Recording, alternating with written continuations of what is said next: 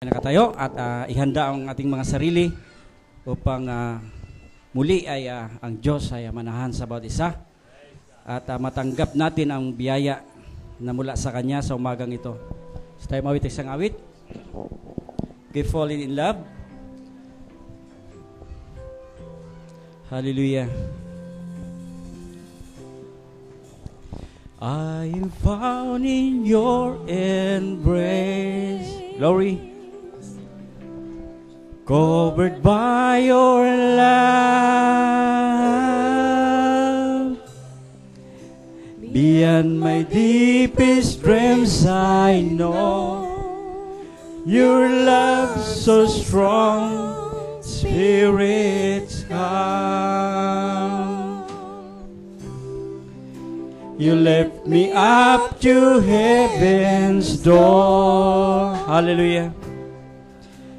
You restore my soul. I can't live without your touch. I need you so much. Need you more.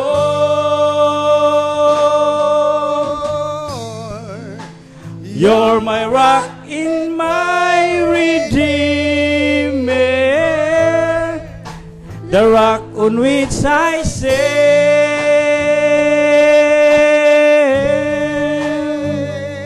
You, Lord, I keep falling in love with you, Lord. Yes, God, hallelujah.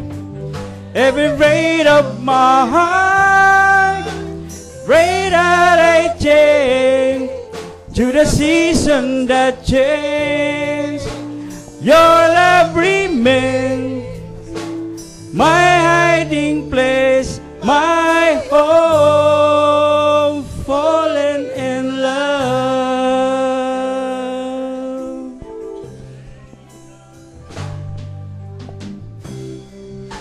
You lift me up to heaven's door. Glory. You restore my soul.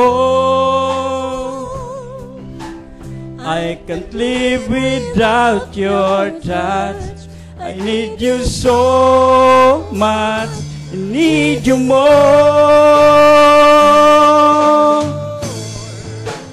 You're my rock in my redeemer, the rock on which I stand.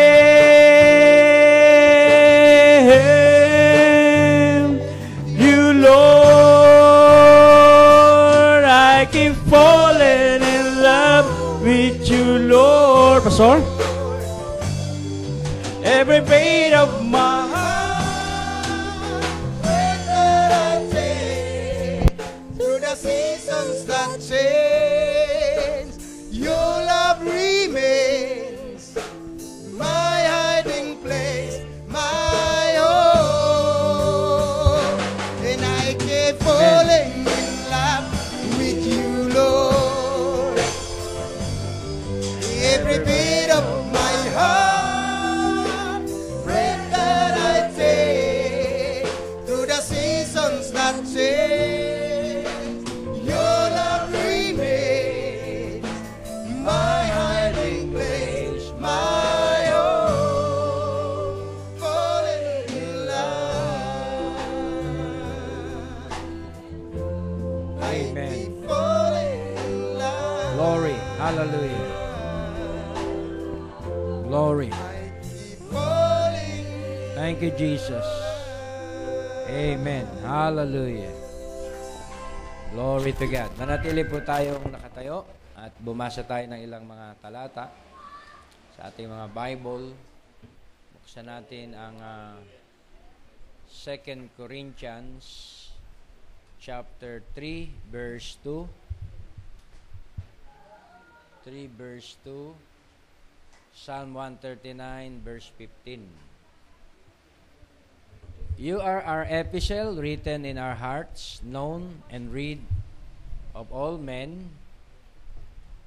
For as much as you are manifestly declared to be the epistle of Christ ministered by us, written not with ink, but with the Spirit of the living God, not in tables of stone, but in fleshly tables of the heart.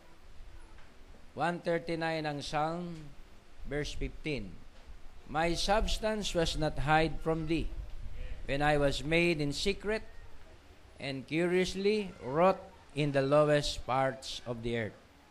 Thine eyes did see my substance, yet being unperfect. And in thy book all my members were written, which in continuance were fashioned, when as yet there was none of them. 17, Psalm 19, 139, verse 17. How precious also are thy thoughts unto me, O God. How great is the sum of them. Another scripture sa John 14:12, Verily, verily, I say unto thee, unto you, he that believeth on me, the works that I do, shall he do also. And greater works than these shall he do, because I go unto my Father. Hebrews 13:8, Jesus Christ, the same yesterday, today, and forever. Hallelujah. Let's pray. Dakila at mapagpalang Diyos, marami pong salamat muli sa umagang ito at kami ay patuloy mong dininig at kinatagpo sa aming mga papuri, sa aming mga patotoo at awit. Muli, O Diyos, sa nalalabing sandaling ito ay muli mo kaming katagpuin. Punuin mo ang bawat sisidlan na patuloy pang nangangailangan, O Diyos, ng mga kapunuan. Ikaw, Lord, ang sumagot sa lahat ng mga nalalabi pang katanungan. Ikaw ang magposisyon sa lahat ng iyong mga predestinadong anak sa iyong kaharian. Gamitin mo po ang iyong alipin na may pahayag niya ang iyong sakdal na kalooban sa pamamagitan ng iyong mga salitang inihayag sa huling mga araw na ito. Pahiran mo, Lord, hallelujah, ng iyong presensya, ang labi at puso ng iyong alipin. At ang bawat isa na dumidinig ay patuloy mo, O Diyos, na bigyan ng pakinig sa lahat ng mga mensahe mo sa huling mga araw na to. Thank you, Lord. Hallelujah. Purihin ka. Ang lahat ng ito ay aming binabalik sa iyo, ang kapurihan. In Jesus' mighty name we pray. Amen and amen. Tayo po ay makaupo na. Magandang umaga sa lahat, sa ating mga kaibigan at kapatid, buhat pa sa malayo. At welcome si Pastor George, kapiling natin, at ang ilang mga brothers na narito ngayon. Sa biyaya po at habag ng Panginoon ay ano na tayo, siguro mga itong project natin ay natapos na natin itong ceiling, painting na lang. Then next ay baka next week ay yung pong ating ino-order na 2-tonner na 4 pieces na air conditioning system, wall mounted. So pag-pray po natin na bigyan tayo ni Lord ng maayos na installer at hindi tayo mamahalin, no? Hindi tayo tatagain sa mga presyo. At pinasalamatan ko yung ating mga brothers na nagsakripisyo at medyo inumaga na at hindi nagpaalam sa kanilang mga asawa at I believe na ang Panginoon ang magbabalik sa atin ang lahat ng ating sakripisyo, 'di ba? At ang lahat ng 'yan ay ginawa natin for the glory of God. Pag ang ating po mga loved ones ay nasa ministry, 'di ba? Nasa work, amen, tayo po ay magalak. Yan ay safe and secured. Can you say amen? At yung mga brothers umuwi madaling araw at binalikan pa yon ng umaga hanggang hapon pa uli. Hindi na po tayo kumuha ng mga laborer, tayo na lang. Dahil kapos tayo sa budget para pasahod pa dyan. Okay? At meron tayong discounted na 20% sa mga unit na ating bibilin doon sa amo ni Brother Ariel. At ito po, pinasalamatan ko rin yung mga kapatiran na palihim din na tumutulong. Ayaw ipasabi mga pangalan, ang Diyos na lang ang magpala sa inyong burden, sa inyong kagandahang loob. Amen? Siya na gumawa ng lihim, ang Diyos ang nakakita sa lihim, ang magbabalik nito sa atin. Amen? At ganun din sa mga pure-heartedly brethren na nagsacrifice, diba? At inuna ang gawain ng Panginoon, ang Diyos din na magbabalik sa atin ito ng maraming beses. At siguro wala na ako announcement at dadako na tayo sa kanyang salita. Tunay na napakayaman po ng kanyang salita na ibinahagi sa atin kanina umaga. At hindi po niya expected na siya ay mag-share. Kapag ang bisita po natin ay minister, sila po mga kapatid ay duty bound to preach, di ba? Or to teach. At praise be to God sa sevenfold glory ng Son of Man na nahayag. Amen? Kung wala pong tinatawag na itong luping kaluwalhatian, ay maaring hindi natin siya makilala ng lubusan. Nahayag ang 7 lupi ng kanyang kaluwalhatian. Amen? Sa 7 iglesia. At ang bawat iglesia ay merong kaningningan ng kanyang kaluwalhatian from head to foot. Amen? At praise be to God. God bless you, Pastor George. At siguro sa walang pagtatagal, itong mensahe na ating pagbubulay-bulayin ay message na inaawit natin, message na madalas nating naririnig, but I want to see the manifestation of this word, diba, sa ating panahon. I'm praying na ito ay mag-come to pass, mag-materialize, makita natin ito sa bawat individual, diba, na personally ma-reveal ito sa bawat isa sa atin. Amen? Sapagkat ito ang greatest mystery. Diba? Kung bakit siya nabayubay sa krus, kung bakit nagkaroon ng katahimikan sa langit sa loob ng kalahating oras, na nagkaroon ng dakilang hiwaga na nalihim. Amen? At kinailangan tumahimik ang lahat upang ilihim ang dakilang hiwaga. Ngunit ito inihayag niya sa kanyang bride. Amen? Napakapalad pala ng bride. May itatago ba siyang lihim sa kanyang iniibig? Si Samson nga, kahit, diba, perverted yung love sa kanya ni Delilah, sabi ni Delilah, hindi mo yata ako iniibig. Diba? Sapagat hindi mo inihayag ang lahat ng lihim mo. Kaya sinabi ni Samson ang kanyang lihim. Diba? Sabi niya, ganito yun. Ang lihim ni Samson ay ang kanyang buhok. Diba? Kapag ito'y pinutol, siya ay manghihina. So, ano nangyari kay Samson? Siya po ay na-compromise.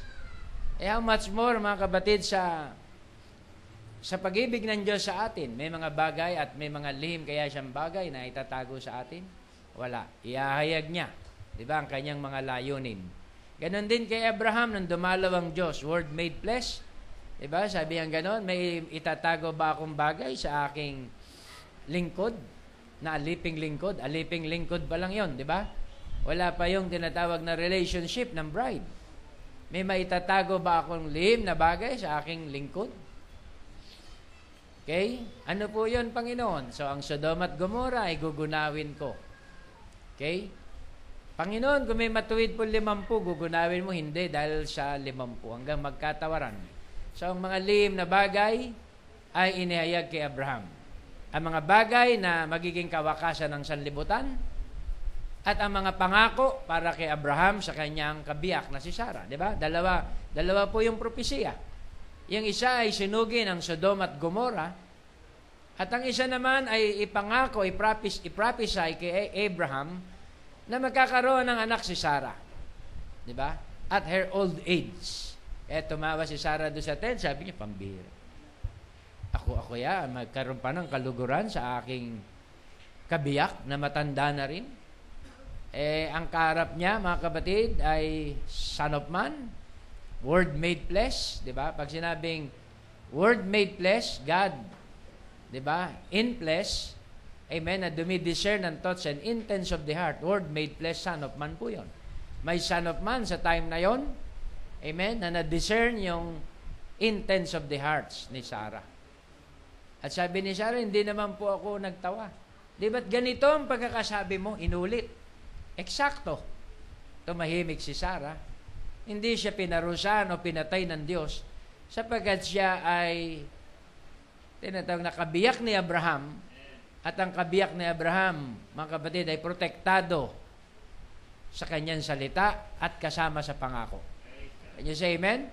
Kaya yun po ang pinropesiya kay Abraham.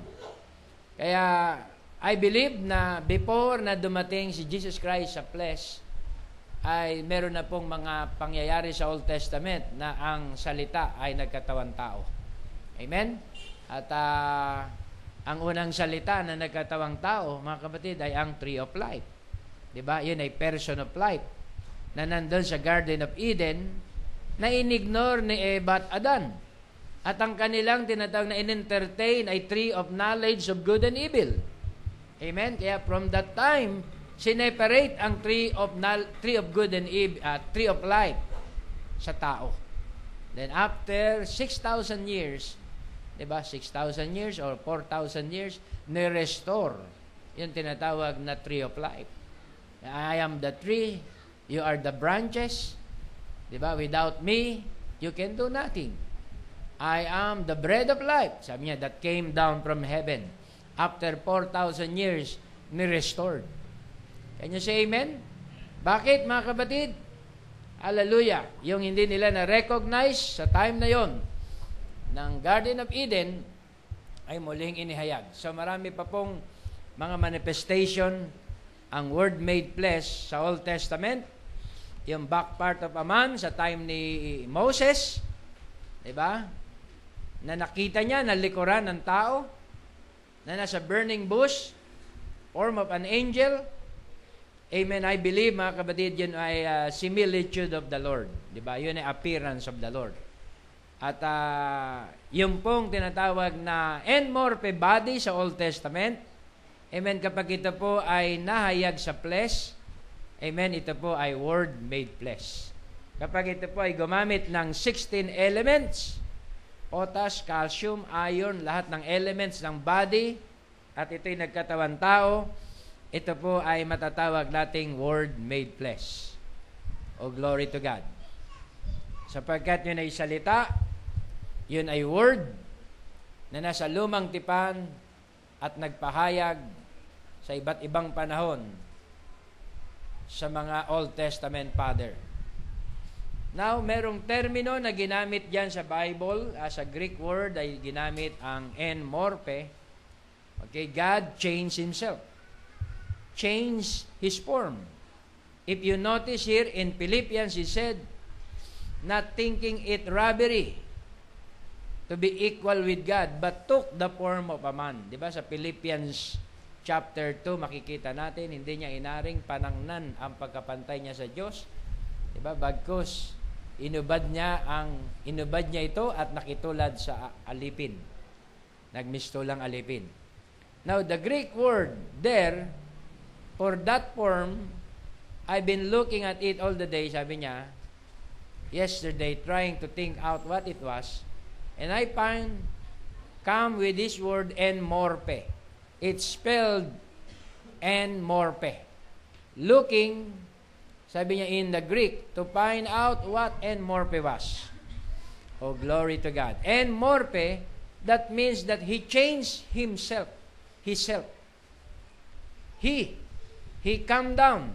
Now, the Greek word there means that something that could not be seen, yet it's there. And then it changed, and the eye can catch it. See? So, ginamit yung tinatawag na word na enmorphe. Ang Diyos hindi nagbabago ng kanyang nature. Ang nagbabago sa Diyos ay ang kanyang form. He can change His mass and form. Okay? Hallelujah. Sa ating introduction, basa ulit tayo sa 68 ng unveiling of God. He came first at the prophet, and they crucified Him. His own crucified Him, and He came as the Son. Then after the Holy Spirit came, He was the Son of God. God is a Spirit. He was the Holy Spirit, Son of God. He lived through the church ages as Son of God. Now, in the millennium, He'll be Son of David. sitting upon the throne of his father, David, he is the son of David. And remember, between the Son of God in the Laodicean church age, they put him out, and in Luke, he said, he will be revealed again as Son of Man. The prophet fulfilling the rest of it, see, the scripture tie perfectly together, Son of Man, Son of God, Son of David. What was it? It's the same God all the time. Okay? Son of God, Lamb of God, diba? Sa time na siya ay nabayubay sa krus, diba? Bilang Lamb of God, pagdating ng tinatawag na panahon ng 7 church ages, tinawag siyang Son of God, sapagkat it is God in the form of the Holy Spirit. He sent His Holy Spirit. Then after ng Son of God, between Laodicea, amen, at itong tinatawag nating millennium, nag-appear uli ang Son of Man. It's the same God all the time, just changing His form. Ang term en morphe, He just changed it. It's a great drama to Him. He is acting it out. Kailangan niyang gawin yon, mga kapatid, dahil merong purpose. Kaya may 3 sons name. Hallelujah. Kaya sa Old Testament, makita po natin na ang Diyos marami ng pagpapahayag. Pero hindi po siya na-recognize sa panahon natin. At hindi siya na-recognize nung unang panahon. We find one of the great prophets of the Bible, Moses of the Old Testament, one of God chosen, selected, predestinated servant. He also desired to see Him. He had been so close to Him and had seen so many things of His great mystic hand going before Him and doing things that only God could do. He desired to see Him. One day God told him, go stand on the rock. And while standing on the rock, Moses seen Him pass. Dumaan ang Panginoon. He saw the back of Him, and he said, it looked like a man. A man's back. Yet he did not see God. He only seen the veil of God. Amen? No man can see God at any time. Diba? Ang nakita ni Moses ay yung veil of God. Can you say amen? Yung veil, yung tabernacle, yung tabing. Diba? Ang pwede mo lamang makita ay ang kanyang tinatawag na tabernakulo, ang kanyang tabing. Kaya nakita ni Moses ang gawing likuran ng Diyos. Okay? Sa time din ni Manoah, di ba, ang father ni Samson, sila'y nag-o-offer ng sacrifice upang sila ay dinggin ng Diyos at magkaroon ng supling sa kanyang pananalangin, di ba? Mula sa langit ay nag-appear yung tinatawag na angel of God. Di ba? In a form of a man at nagsabing, Manoah, magkakaanak kayo ng isang anak. Can you say amen? Then, ang angel nag-disappear. Diba? At natakot si Manoah na siya'y mamamatay sapagkat nakita niya ang Diyos. Ang nakita niya lamang ay ang similitude of the Lord. Form, diba? Of the Lord. Form of God. Sa pamamagitan ng form of a man. So, maraming panahon, diba, na ang Diyos ay nagpakita sa form ng tao. Dr. Scofield here, we find that His word changing from form. We find the word en morphe in Greek, which means the unseen was made visible. Something that we know cannot be seen, but yet we know that it's there. And when He changes form of the en morphe, which means that He changed from supernatural to natural. Amen? So from spirit to flesh. Siya ay nagbabago at nagche-change. And He just changed His mask. In otherwise, it's like a drama. He was acting, and in the Greek, when they would change their mask, maybe one player might have acted in several different parts. Mga kapatid, kapag yung pelikula po, nagtitipid. Di ba? Siya po yung bida, pero maraming eksena. Can you say amen? magbabago lang siya ng tinatawag na bihis. Minsan, cowboy. Diba? Minsan, siya naman ay Indian. Minsan, siya naman ay pulis. Pero isang aktor lang, diba? Na gumagawa sa iba't ibang mga role. Nakuha nyo, mga kapatid? It's like a drama. Dahil iba ang drama ng ama. Iba naman ang drama ng anak. Diba? Iba naman ang drama ng isang servant. Diba? Kaya nag-change siya at gumamit ng maraming mga form and mass. Diba? Para ma-declare niya ang kanyang kaluwalhatian sa iba't ibang tinatawag na role, sa iba't ibang okasyon.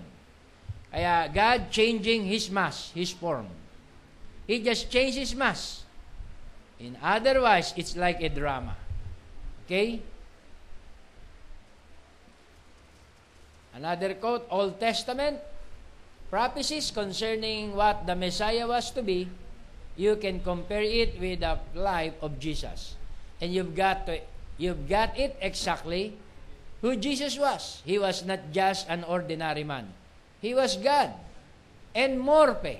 He was changed from supernatural into the natural form of a man.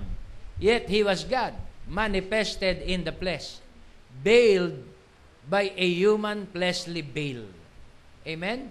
Kaya yung tinatawag na tipo sa Old Testament, yung badger skin, di ba, yung nasa labas ay mga tinatawag na leather na tent, pero yung nasa loob ay God. Can you say amen? Yun, nandoon ang Shekinah glory ng ating Panginoon. Okay. I know what I'm speaking to a mix-up audience, sabi niya. Different parts of the world, we are here to find out. We're getting to. Okay? Nagsasalita siya sa maraming mga crowd. Okay? At kanyang ipinahayag ang isa sa hiwagang ito. God in His enmorpe, again, unveil Himself and make Himself known to His people. This great King who laid aside His glory. Yet a little while, and the world won't see me no more. And I'll be veiled to them, but you shall see me. For I'll be with you, even in you, all the way to the consummation, changing from Luther to Wesley, to on and on, from glory unto glory. I'm still the same God that live and going back to the original glory. Kaya yung pangako niya sa Book of John, di ba? Chapter 14, di ba? Yet a little while and the world won't see me no more. Why? I'll be veiled to them. Bakit? Bakit hindi siya makikita? Siya ay maglalambong sa kanila. Yung world, hindi tayo. Yung world, hindi mananampalataya. Yun ang sanlibutan. Ako'y hindi nila makikita. Pero ako'y makikita nyo. Eh sabi ng iba, bakit din natin siya makikita? Ano ba? Saan ba siya pupunta? Magpapakamatay ba siya? Diba? Magpapatiwakal ba siya? At hindi tayo makakaparoon sa kanyang paroroonan? Pero sa mga mananampalataya, mga kapatid, ako'y isa sa inyong palagi hanggang sa dulo at wakas ng sanlibutan. Bakit? Ang kanyang paghahayag ay magiging maliwanag sa kanyang mga hinirang. Di ba? Kahit saan siya magtago, kahit saan siya magmaskara, kahit saan siya magpalit ng anyo, ma-identified siya ng bride. Di ba? Tingnan mo si Abraham, may 3 naglalakad sa disyerto. Diyos yun. Nakita ng mga 3. Kita mo na, 3 yan na Diyos. Di ba? Pero mga kapatid, kay Abraham, hindi 3 Diyos ang nakita niya. Ang nakita niya isang Diyos. Kinausap niya yung isa. Dahil yung 2 anghel. Nagpaalam, pumunta ng Sodom and Gomorrah. Yung isang kinausap niya. At tinawag niya Lord. Diba? O tinawag niyang Elohim. Sa English, mga kapatid, word, ang Elohim, mga kapatid, ay plural ng tinatawag na persona ng Diyos. Diba?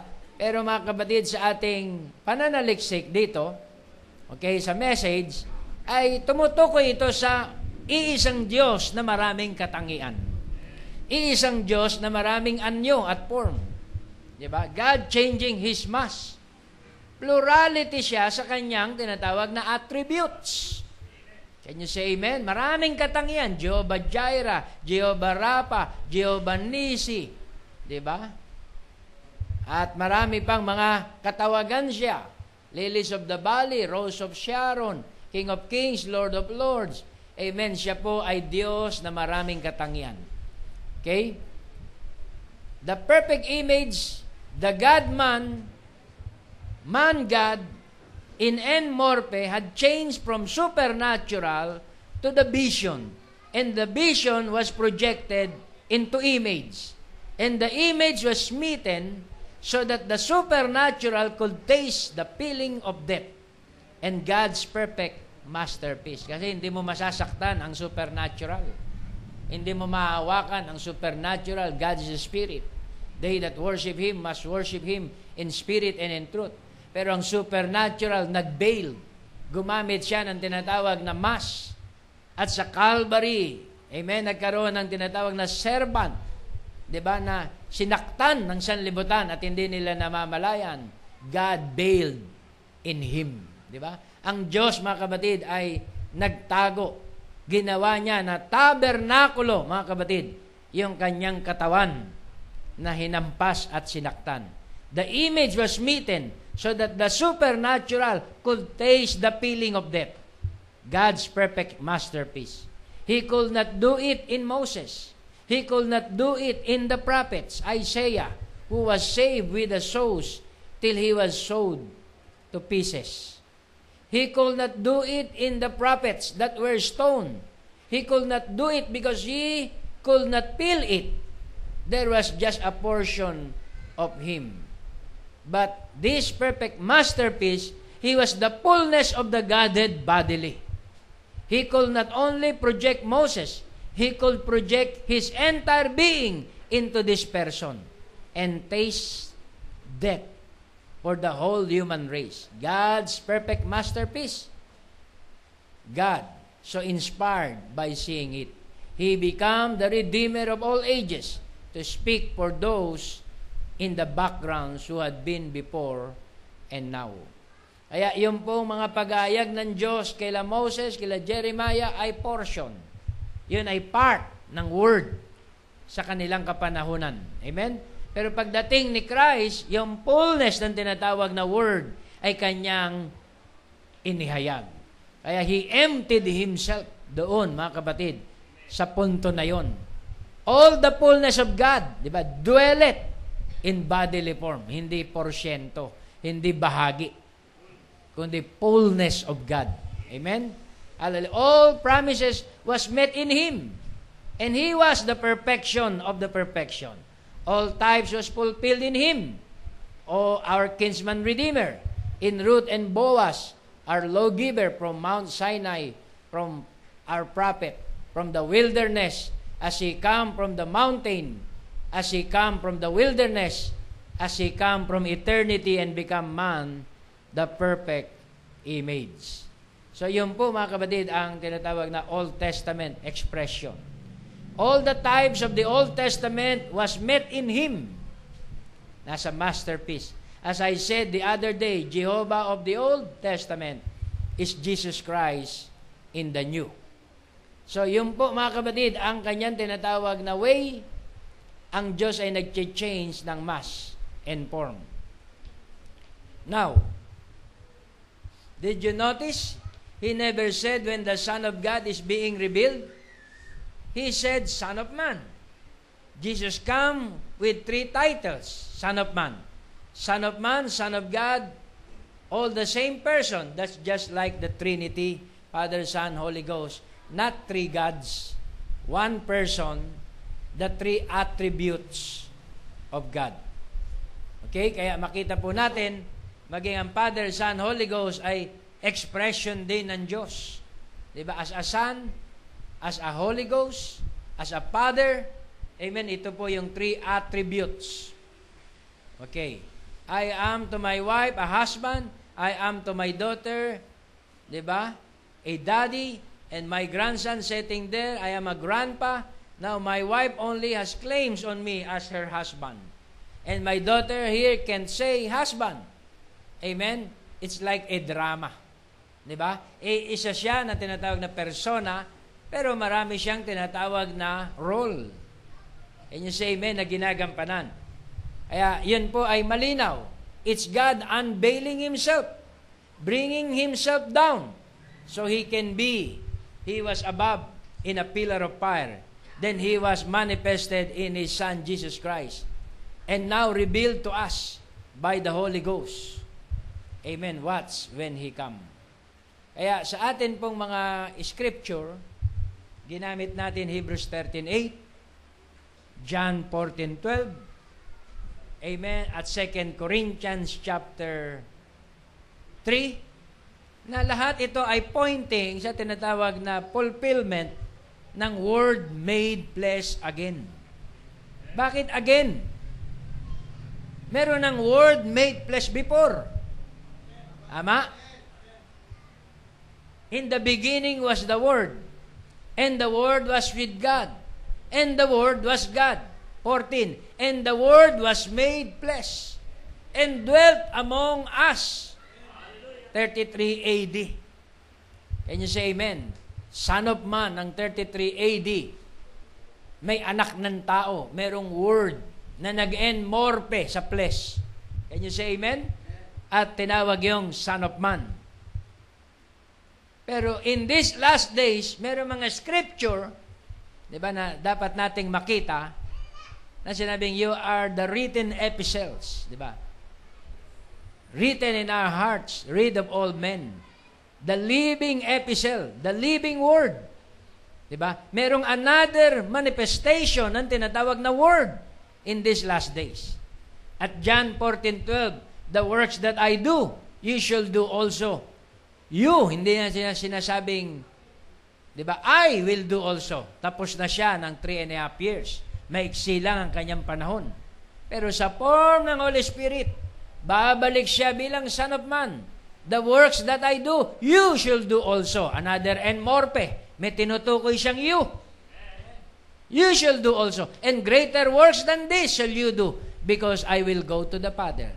Yung word na greater works, hindi po para kompetensyahin ang ating Panginoon. Yung greater works means more works. More time. Amen? Dahil ang space niya ay 3.5 years. Ang space ng bride, 2,000 years. Ang space natin, mas mahaba sa space ng Son of Man sa kanyang time. Pero may promise. St. Luke 17:30. Gayun din ang mangyayari kapag ang araw ng anak ng tao ay nahayag. Kailan maayag ang anak ng tao? Kagaya rin sa time ng Sodom and Gomorrah. Kagaya rin sa time ni Noah. They did eat, drink, they married wives. Di ba? Hanggang sa ang flood ay dumating. The same situation na ang hula ng anak ng tao ay mahayag. Now, Son of Man means Ezekiel chapter 2. Amen. Jehovah Himself called Ezekiel the prophet, the Son of Man, or Son of Man, a Son of Man. He called all the prophets a Son of Man. And why then did Jesus call Himself the Son of Man? Because He had to come in the way that the prophet said He would come. Amen? Bakit tinawag siya na Son of Man? Sapagat yun, siya'y babalik ayon sa salita ng mga propeta. Deuteronomy 18:15, the Lord your God shall raise up a prophet like me, and he come to reveal himself to the natural seed of Abraham as Son of Man, and they called it the works of the devil. Yung mga bulag, ang tawag nila yan, ay sa diablo yan. Pero yung mga royal seed, na identified nila yung ministry ng Son of Man. So has the royal seed that sounds harsh, but it's corrective. It's love. The royal seed today has done the same thing.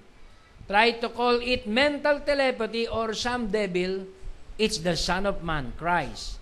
That was Christ in Ezekiel, Christ in Moses, Christ in David. It was Jesus the same yesterday, today, and forever. What?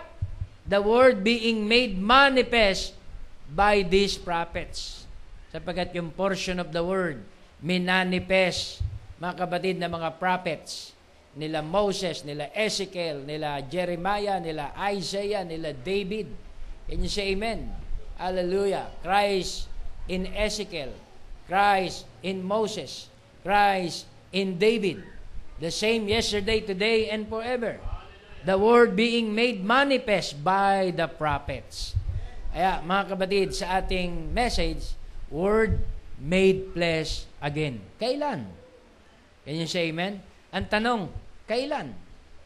Now, when Jesus come, if He'd come with Noah's message, it will not have work. To build an ark and float out, it will not have work. But that Noah was a portion of God. He acted a peculiar way because he was a peculiar, and his message was peculiar because it was the Word being made manifest. He could not have come with Moses' message because it would not have worked. Moses was God in a portion. Can you say amen? At si Aaron ang kanyang spokesperson. Made manifest. Moses was God in a portion. Made manifest. He was the Word expressed for that hour.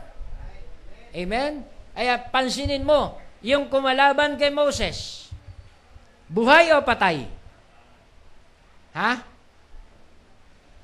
Mahina kayo sumagot. Patay. Because Moses was the Word for that day. And Moses was God for that day. God in a portion. Sinabi ko na nga kanina mga kapatid, di ba? Yung portion ng kanyang attribute as God, in-exercise ni Moses in his day. Di ba? In-exercise ni Moses yung portion, di ba, of his attribute as God. Ano sabi ni Moses? Let there be flies. Sino makagagawa nun, mga kapatid? Kung hindi ang Diyos. And the flies exist. Diba? Let the water turn into blood. And it happened exactly. Moses, diba? Have, thus saith the Lord. Diba? He speak according to the Lord. Kaya Moses was God in his time. In a portion. Hindi object of worship. In a portion. Naintindihan nyo, mga kapatid? Kaya merong Word made flesh sa bawat kapanahunan. Pag hindi mo na-identify yung Word made flesh sa bawat kapanahunan, you are lost kung saang panahon ka nabubuhay. Yung hindi nakilala si Noah sa kanyang time, si Noah. Ganon yan. Lahat na nagsabing ganon kay Noah, lunod. Amen. At lumutang 40 days and 40 nights. Pero yung recognize kay Noah, sino yun? Sambayan niya lang. Si Noah, prophet of God yan. Siya'y man of God. Kahit gumawa ng bangka sa bundok, yes, he has, thus saith the Lord. Buong pamilya niya, ligtas. Can you say amen? Because ang mga taong ito, sa kanilang kapanahonan, sila ay Word in a portion. Kaya yung mga dispensation sa kanilang kapanahonan na hindi mag-recognize sa Word of God, di ba? In that day or on that day, patay, mga kapatid. Lahat ng nag-reject, mga kapatid, sa kanila, mga kapatid, ay hindi po naligtas. Bakit? Sila ang Word for their day and age. Amen? Kaya that was Christ in Ezekiel, Christ in Moses, Christ in David. It was Jesus the same yesterday, today, and forever. What? The Word being made manifest by these prophets. Yun din po ang ating pananaw. Hindi siya nagbabago. Jesus Christ the same yesterday, today, and forever. Pero sa panahon na to, hindi natin pwedeng i-manifest yung Word kay Moses. Diba? Wala namang Pharaoh ngayon. Wala naman pong tinatawag na wilderness na tayo tatawid. Hindi yun ang mensahe sa ating kapanahunan. Diba? Dapat nating ma-recognize yung mensahe sa ating kapanahunan, kung ano yung word in our day and age. Kaya, huwag kayo may stumble. Moses was God in a portion made manifest. Amen? He was the word expressed for that hour. But Jesus could not come in that. The Bible never said He will come in that way. Amen? Kaya, Abraham, see my days. Diba? At sila'y nagalak na makita ang aking araw. Sabi ng mga tao, wala ka pang 40 taon, nakita ka na ni Abraham? Nakita ka na ng mga propeta? Ang tinutukoy niya ay ang enmorphe body. Diba? Na kung saan ay nanahan sa flesh. Can you say amen? Hindi nila naintindihan. Diba? May veil sa kanilang mga paningin. Ang mga sinasabi niya, hindi nila naintindihan. But when He come, express exactly like the Testament had said, He will be expressed.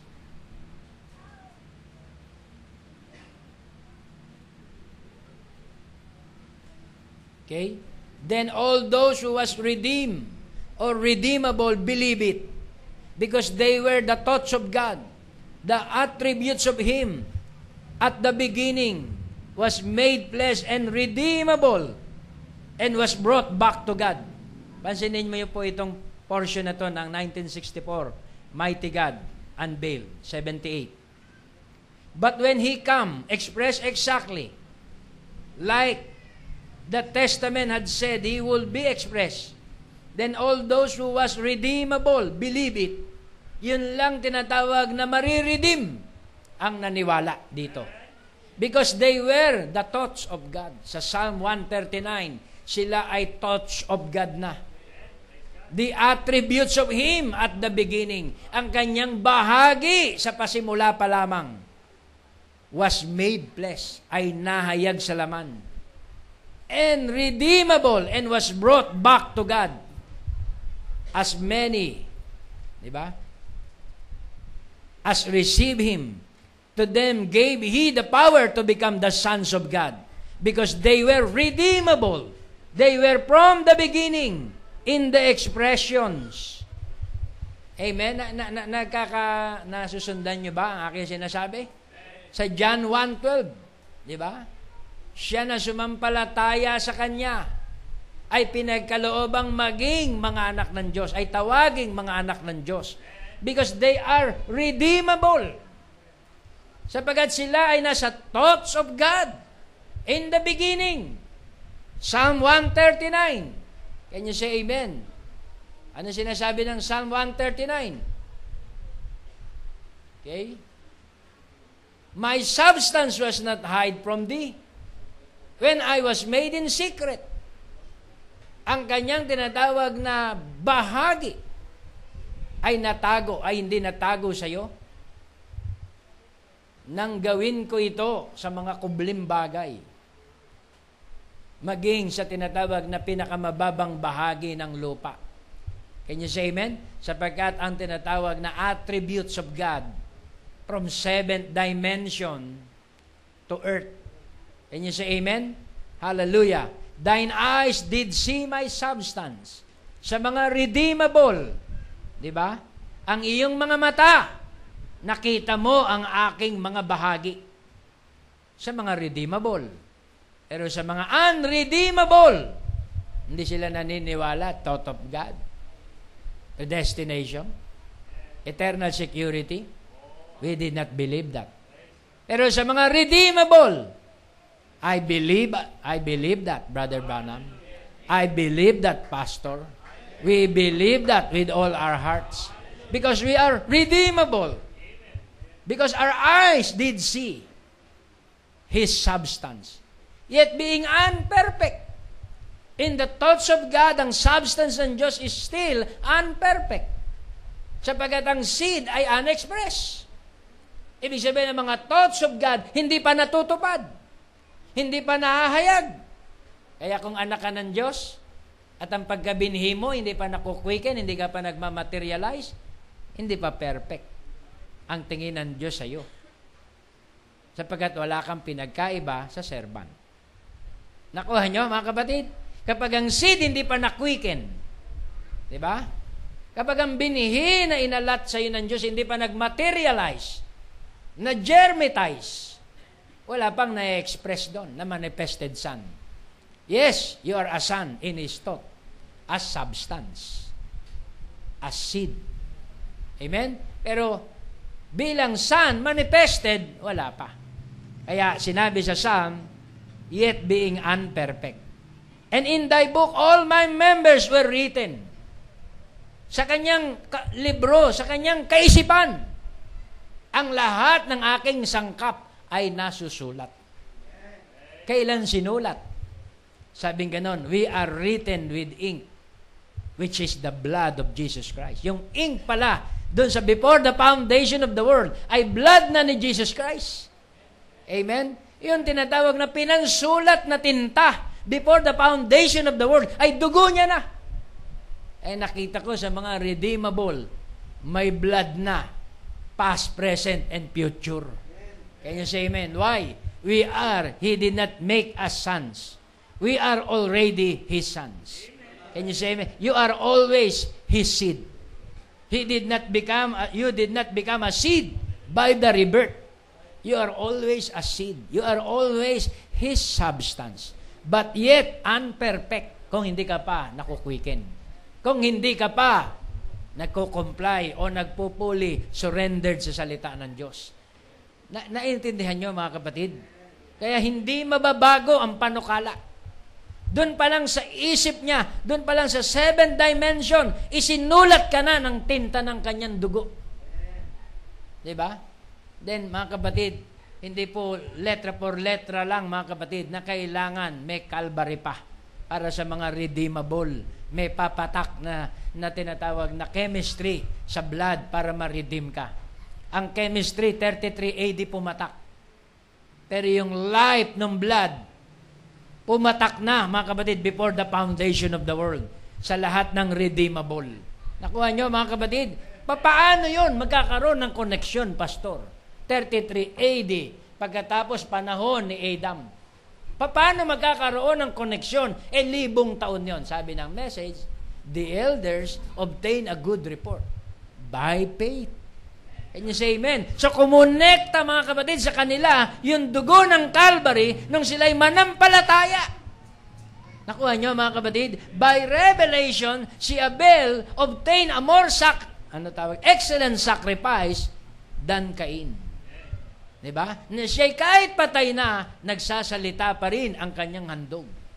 Kumonekta, mga kapatid, sa pamamagitan ng faith. Ano ba ang faith? Faith is a revelation. Ang Old Testament saints ay merong expression ang tinatawag na revelation. They have faith. Kaya when they died, they goes to glory. Can you say amen? Hindi naman po pwede sa Mount of Transfiguration, si Elijah, si Moses, katabi ni Jesus Christ, chopa ni body. Sabi ni Jesus Christ, sasabihin niya, ito si Moses, at saka si Elijah, old soul pa to. Ako lang ang new soul. Wala naman pong ganun, mga kapatid. Sa adoption, sa Transfiguration, si Moses and si Elijah, new soul and chopa. Alam niyo kung bakit, mga kapatid, yun ay type ng adoption. Sa time ng ating adoption, kapag tayo pinresent, tayo po, mga kapatid, ay new soul na. Before Calvary pa, yung Old Testament prophets, mga kapatid, na-obtain na nila ang promise. Kaya lang, hindi pa sila naililipat sa tinatawag na another body, which is glorified body. Diba? To them, ang Calvary ay changing ng tinatawag na place. Changing ng condition. Diba? From theophany to glorified. Yun lang, mga kapatid, ang mangyayari sa kanila sa Calvary. Because by faith, in advance, na-receive na nila yung life ng blood sa Calvary because they have faith. Ito, shadow lang ang ginagawa nila. Through type and shadow, may shedding of blood.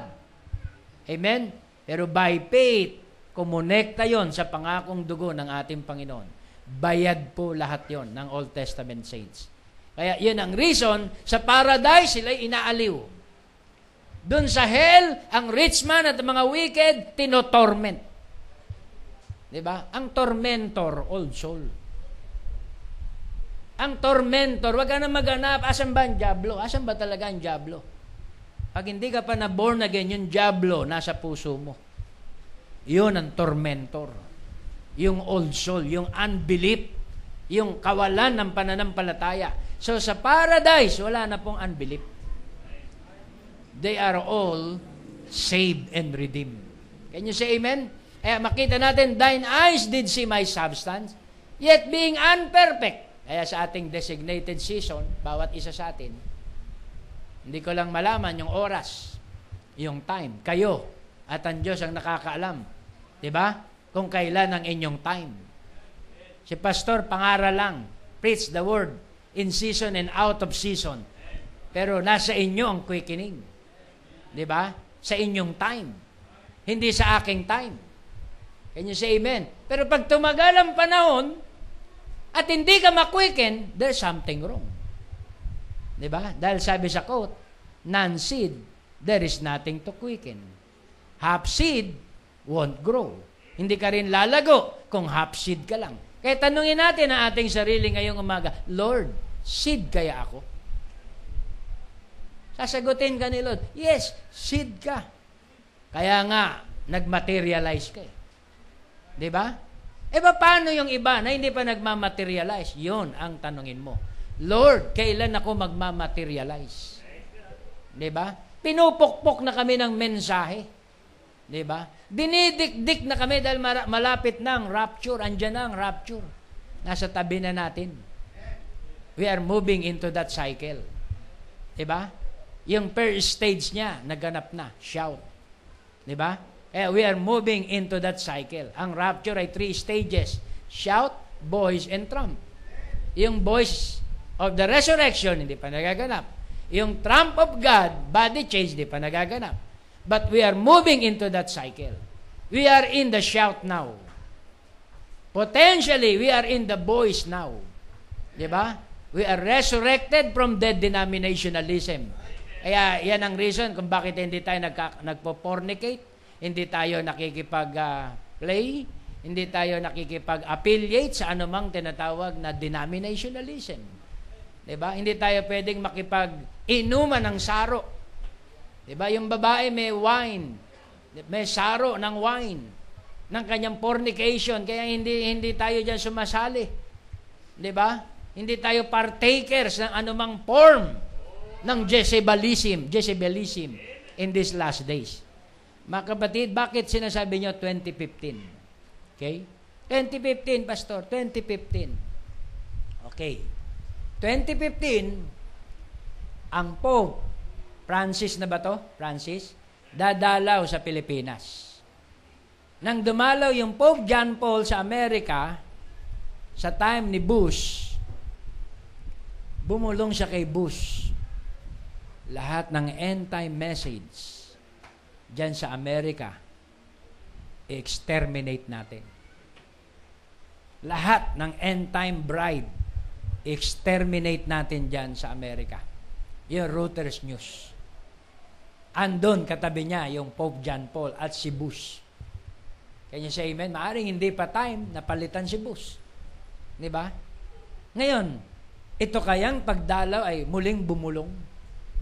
Lahat ng end-time bride dyan sa Pilipinas ay kinakailangang exterminate na sa lahat ng rights o sa ano pa mang form.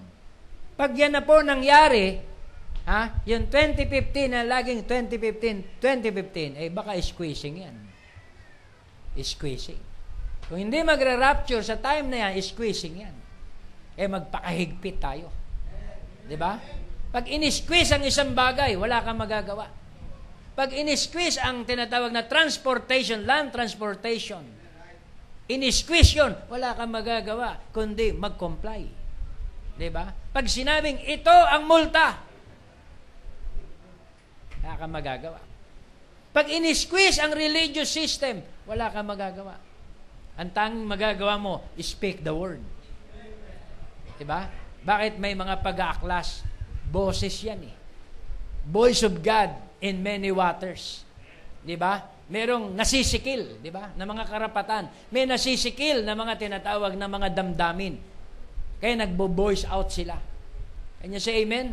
Sapagkat ang Spirit of God binuo sa lahat ng mga flesh. Kaya may mga freedom of rights, freedom of religion, human rights. Yan ay voice of God. Can you say amen? Para maging boses ng individual ay maging boses ng pangkalahatan. Pero ang boses ng bride ngayon, mga kapatid, come out of her, my people, that you be not partakers of her sins. Hindi ka dapat makipag-affiliate, makipag-fornicate. Ang nangyayari ngayon sa mundo, mga kapatid, ay union. One world system, one world government, unification. Diba? Umbrella. Yan na po ang mga nagaganap ngayon. Iniisa na lahat. Nakita niyo sa picture sa internet. Kahit Shintoism. Diba? Nagpalagay ng mark yung Pope doon sa tinatawag na Hinduism. Diba? Nakipag-ano siya, mga kapatid, sa iba't ibang mga religion. Nakipag-body-body siya kay Arafat sa PLO. Nakipag-body-body siya sa mga Muslim leader, sa mga Jewish leader, sa mga Protestant leader, para makuha niyang simpatya ng tinatawag na ecumenism. Diba? Ang Antichrist ngayon ay nasa form ng ecumenism. What is ecumenism? Unification, mga kapatid, ng tinatawag na interfaith. Nakuha nyo? Interdenominational faith. Iisahin ang lahat ng pananampalataya ng lahat ng religion. Magkakaroon ng common ground. Ang common ground nila ay World Council of Churches. Pag ito po nangyari sa 2015, yung mga hapay-hapay ay delikado na po. Mako-compromise na. Malalaglag na. Yung dapat malaglag, malalaglag na. Liligligin na yung mga tinatawag na fig tree.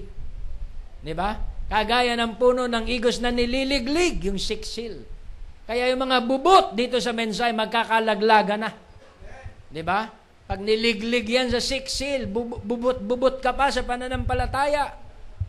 Delikado ka, magkakahiwalayan tayo dyan, mga kapatid. Dahil magse-separate, magpapart ang ating confession. Magbubukod, maghihiwalay ang ating kumpisal. Kaya sa time na ito, mga kapatid, before that time na mangyari, amen, ay makita natin ang mensahe na to. Merong word made flesh again. Diba? Anong gagawin mo? Si Abraham na makita niya ang word made flesh sa kanyang time, anong ginawa niya? Nagpatira pa siya, Panginoon, please, pwede ba tumigil ka sa akin?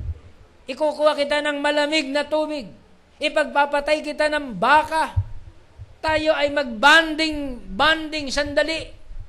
At i-reveal mo ang mga hiwaga na iaayag mo. Word made flesh ang kaharap mo eh. Anong attitude ng royal seed kapag kaharap nila word made flesh? Diba? Speak. Diba? You must prophesy again. Kapag kaharap mo ang word made flesh, ang tamang attitude, sige, pastor, i-share mo ang lahat ng mensahe. I-speak the word. Can you say amen? I-reveal mo lahat ng mysteries na magka-come to pass sa panahon na ito. Amen. Wala tayong sasayangin sandali. Diba? Hindi mo iimbitahan ang word made flesh, ang fivefold ministers, para tayo magkwentuhan lang nang walang katuturan. Diba? Ang word made flesh, ang kanyang layunin ay i-share ang salita ng Diyos. So kung ang mga prophets, ang mga ministers, they are word made flesh sa portion. Can you say amen? Christ in them. Ano pong gagawin natin, mga kapatid, in these last days? Amen. Hallelujah. Kagaya ni Jacob, ni-wrestling niya, mga kapatid, ang word made flesh. Tama? Ang pangalan niya, Jacob eh. So, hindi pwedeng maging Jacob ito forever. Kailangan ko ng changing ng name. Diba? Eh, sabi niya sa angel, angel, word made flesh, bless me. Ay, hindi, Jacob. Paalis na ako. Malapit na mag-umaga. Ano ang ginawa ni Jacob, mga kapatid? Ni-wrestle niya ang angel hanggang umaga. Para ano? para i-prophesy lang yung kanyang tinatawag na blessing. I-bless siya. Ilayhan siya. Kaya mga kapatid, yung faith ni Jacob, yung angel ay ibinless si Jacob. From now on, hindi ka natatawaging supplanter. Sa atin ba dito, may mga nature pa na supplanter? Diba? Jacob means supplanter. Ibig sabihin, mandurugas. Diba? Mandaraya. Diba? Mandarambong. O kung ano-ano pang mga katawagan. Tuso. Pero anak ka ng Diyos, kaya lang may nature ka pa ng pagiging supplanter. Marami nagagalit sa iyong tao. Bakit nagagalit? Kasi supplanter ka. Diba? So pag ikaw ay na-change from supplanter to Prince of God, mababago ang lahat. Mababago ang takbo ng buhay mo. Kaya si Jacob na makipag-wrestle sa angel, binalian siya ng angel, iniwanan siya ng isang sign. Ano nangyari kay Jacob? Iika-ika. Napilay si Jacob. Diba? Nileglak siguro ng angel. Gumanon siguro, lumihis. At si Jacob gaganon-ganon. Kaya sabi naman, iba na Hindi na supplanter. Diba? Born again na. Tignan mo, matuwid na ang kanyang pamumuhay. Nag-iba na ng lakad. Yung pagbabago ng lakad ni Jacob ay type. Diba? Kung dati kang masama, rank rascal, now you are changed. Can you say amen? May changes kay Jacob. From Jacob to Prince of God to Israel. Kaya mula sa time na yon, nagbago na mga kapatid ang inog ng buhay ni Israel. Baga hindi na siya inaalat. Sabi ng mga taga-sanlibutan, inaalat lagi, minamalas. Can you say amen? Nag-change mga kapatid yung buhay ni Jacob. Hindi na siya minamala sa kanyang mga transaksyon. Kinakasiyan na ng Diyos ang kanyang lakad, the footprints of a righteous man. Righteous man na si Jacob, hindi na siya supplanter. Is ordered by the Lord. Can you say amen? Napakaganda po mga kapatid. Bago ka humakbang, may umuuna sa iyo. Diba? Pag tatawid ka, mayroong mga hagad na dinahawi lahat. Diba? Hindi mo lang nakikita pag nagmamaneho ka, nagdadrive ka, may umuuna sa iyo. Tabi. Diba? May umuuna sa atin. Pinoprotektahan tayo. The footprints of a righteous man is ordered by the Lord. Pag magtatransact tayo, ang Diyos ang magdidil. Bakit? Nabago na po ang lahat sa atin. Nakwiken na from Jacob to Israel. I believe with all my heart, every members, unperfect kung hindi pa siya nakukwiken. Kung hindi pa nadje-germitize ang seed. As sons and daughters of God, mga kapatid, ay unperfect. Pero kapag yan ay nagpasimulang makwiken, nagpasimulang magmaterialize dito sa flesh, mag-change, mga kapatid, ang kanyang testimony. Mag-change ang kanyang lakad. Hallelujah. Merong quote akong babasahin dito. Yung letra por letra kasi, hindi mo naman mababasa sa Biblia na word made flesh again. Kasi isa lang ang word si Christ. Pero si Christ na word, di ba?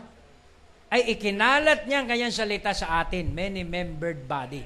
Kaya sa Corinthians tayo bumase. Tayo ay written epistles. Di ba ang epistle si Christ? Di ba? Na inihula sa Old Testament. 1 Peter, can you say amen? Na yung mga propeta ng unang panahon ay nagsipanghula tungkol kay Kristo. So siya yung epistles. So yung epistles ngayon ay tayo. Ay sabi dito sa isang quote, the reason they called Jesus as Beelzebub, a devil, because he could discern the thoughts of their mind. See? But he was the Word. In Hebrew, Paul said, the Word of God is sharper than a two-edged sword, even a discerner of thoughts and intents of the hearts, the mind. So he was the Word. He is the living Word. And the living Word comes into us. Kung siya ang living word daw ay pumarito sa atin. It does the same effect on us. Because it's the same word, see? It's the same thing among us. That's the way, and sometimes those who are not in the bracket speak with tongues, and another one interpret it. What is it? The Word made flesh again among us. Can you say amen? Ang salita ay naayag muli sa atin. Kalagitnaan. Gifts pa lang yun. Di ba?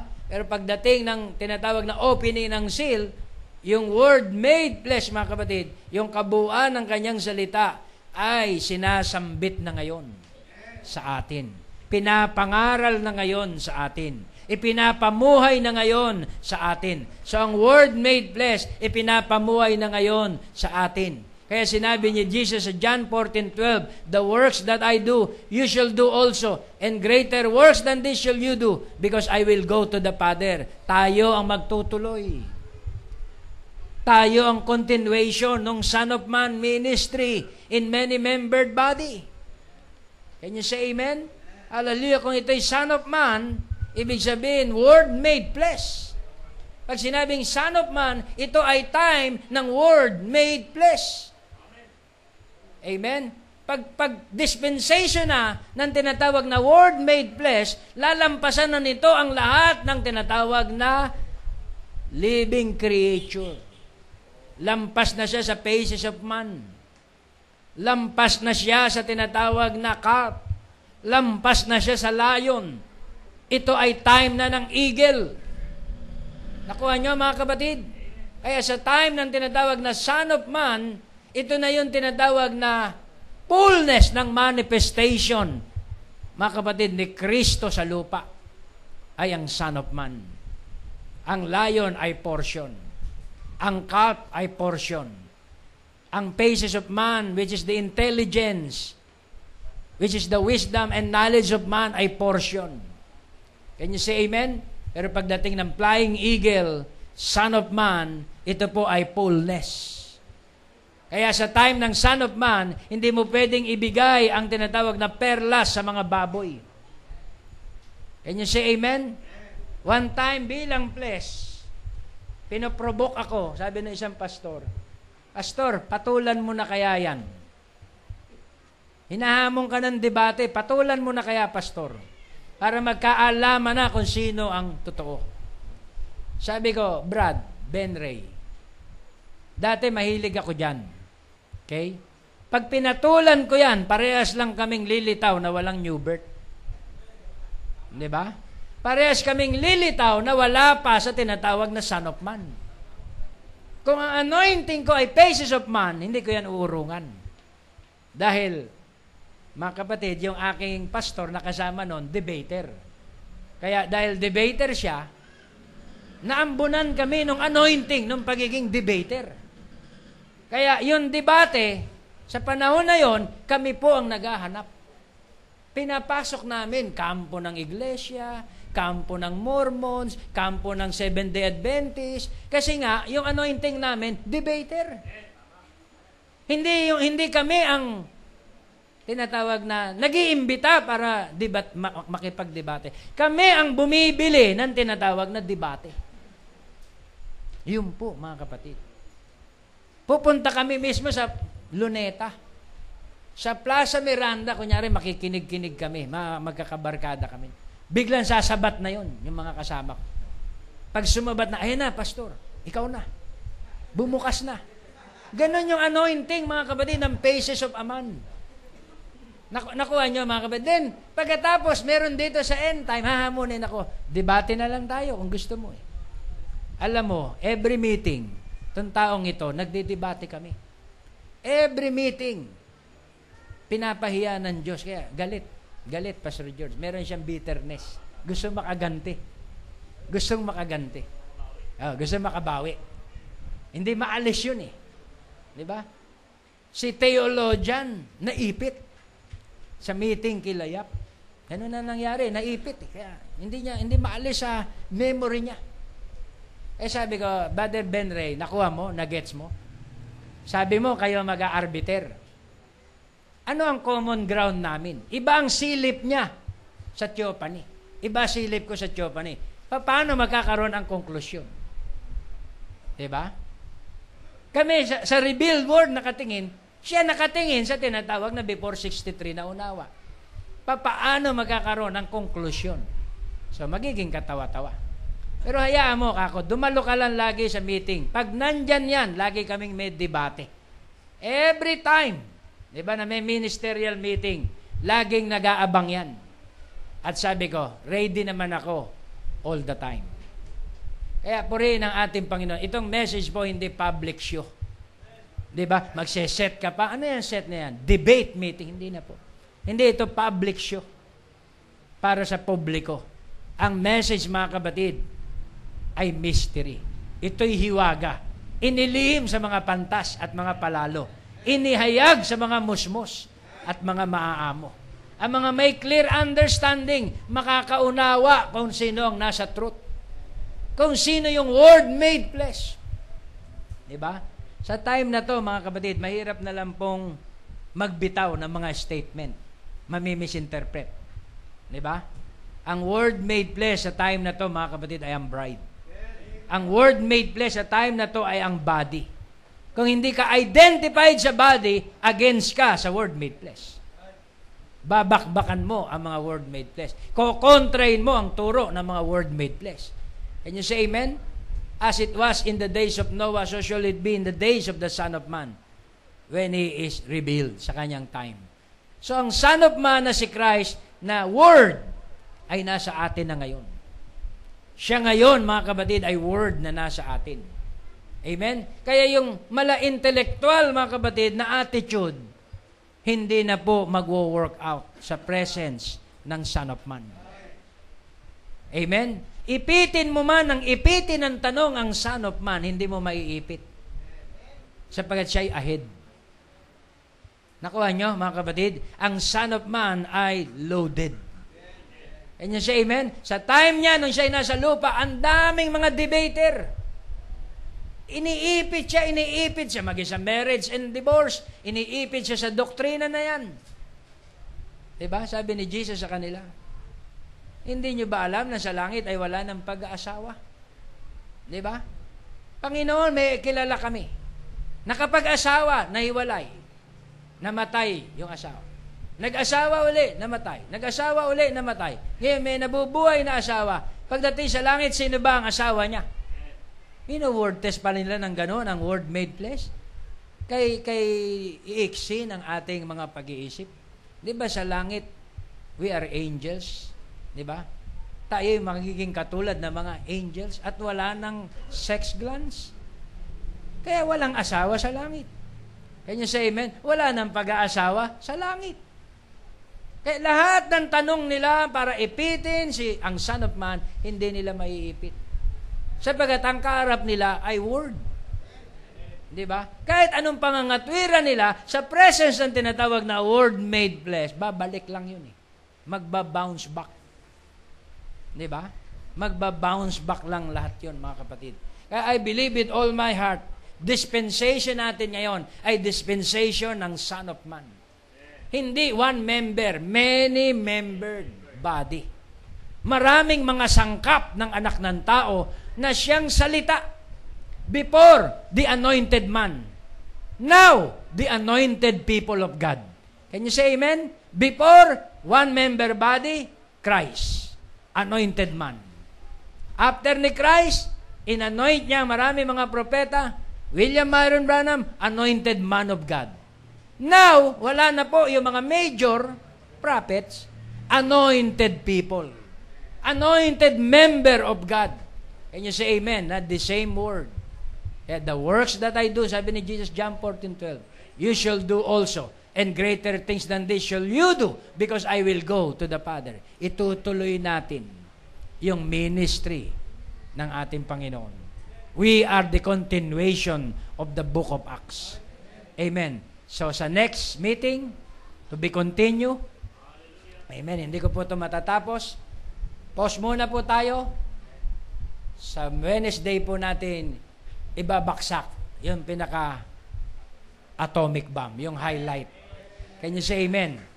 Kasi po, mga kapatid, maaring ang pananaw lang natin sa word made flesh ay body-body lang yan. Diba? Diba? Ganyan lang yan. Word made flesh lang. Tao pa rin yan, nakagaya natin.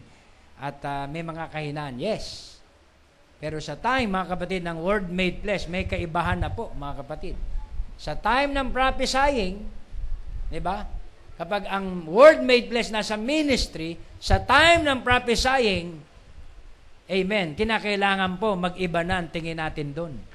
Hindi na po yun, mga kapatid, na pamali-maling mensahe. Sa time ng Son of Man, ang Son of Man ba naging pamali-mali? Hindi na. Kaya mayroong promise in these last days, di ba? You are not feeding on a man. A man's word will fail, but you are feeding on the unfailing body word of the Son of Man. Sino yun? Si Christ. Diba? Direktang spoon feeding ni Jesus Christ ng kanyang mga salita sa atin na hindi nagkakamali. Salita ni Jesus Christ na hindi nagkakamali sa uling panahon na to ay marireveal sa bride. Kasi aanuhin ko ang mga mensahe na nagkakamali. Diba? Bakit pa ako ka-come out sa mga denomination kung ang nasamahan ko rin salitang nagkakamali? Kinakailangan humantong tayo, mga kapatid, sa mga aral at turo ng anak ng tao na hindi nagkakamali. At kailan yan? At kailan magaganap yan? Yan ay magaganap before the rapture. In the last days, i-reveal ng Diyos, mga kapatid, sa huling kapanahunan, ang mga salitang hindi pamali-mali. Can you say amen? Pag ang mensahe at turo ay pamali-mali, wala pong rapturing faith yan. Can you say amen? Diba? Binabawi, bigay-bawi. 2000 magra-rapture. Oh, Pastor, 2000 na. Ay, hindi. May extension yan. 2012. Sige, 2012. Oh, Pastor, 2012 na. Ay, hindi. May extension yan. 2013. Wala pong extension sa Diyos, mga kapatid. Kapag ang Diyos ay nagsalita, yan ay magka-come to pass. Kaya hindi ko sinasabi ang date setting. Diba? Malibang ang Diyos ang magsalita. At sabihin niyang, thus saith the Lord. Amen? So, maraming mga espekulasyon, Pastor. Maraming mga pakiramdam. Observe. Diba? And examine every prophecy. Kung yan ay sa Diyos, yan ay magka-come to pass. Diba? Dahil mahirap po ang ministry, pabawi-bawi. Diba? Ang ministry na binigay ng Diyos sa huling kapanahunan ay certain ministry. Ang word made flesh, mga kapatid, ito ay ang salita na nahayag sa huling kapanahunan na dapat nating ma-recognize na ang panahon na to ay ang panahon na yun. Before the rapture, mahayag daw ang anak ng tao sa ating kapanahunan. Can you say amen? Hindi Son of God. Mali yung claim sa TV na Son of God daw. Begotten Son of God. Hindi po promise ngayon ay Son of God.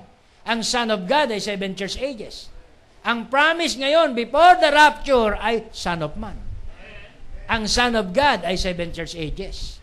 Panahon niya ng Holy Spirit. Can you say amen? Ngayon ay panahon, mga kapatid, ng word prophet. Before the rapture, di ba, ay may pangako ng anak ng tao ay mahayag. So, ang paghahayag ng anak ng tao ay nasa form, mga kapatid, ng word, ng message. Amen. So, God bless you all. Yung bigat ng mensahe na to, mga kapatid, ay sa Wednesday natin pag-uusapan. Amen? Hallelujah. At hindi ko alam kung may mga baguhan sa Wednesday o mga bisitang unbeliever o mga tinatawag na friend of the bride. But I believe, mga kapatid, kailangan nating marinig ang mga mensahe para tayo magkaroon ng rapturing faith. Diba? Kung ang tingin mo, mga kapatid, sa preacher ay reformer lang, hindi pa yon panahon ng word made flesh. Kung ang tingin mo, mga kapatid, sa tinatawag na preacher ay pag nagpa-prophesy ay baliwala lang sa'yo, hindi pa siya ganon kabigat. Ang word made flesh, mga kapatid, pag pinang-tweet na ng amen ang every word, paniwalaan mo na yon. Sigurado na yon.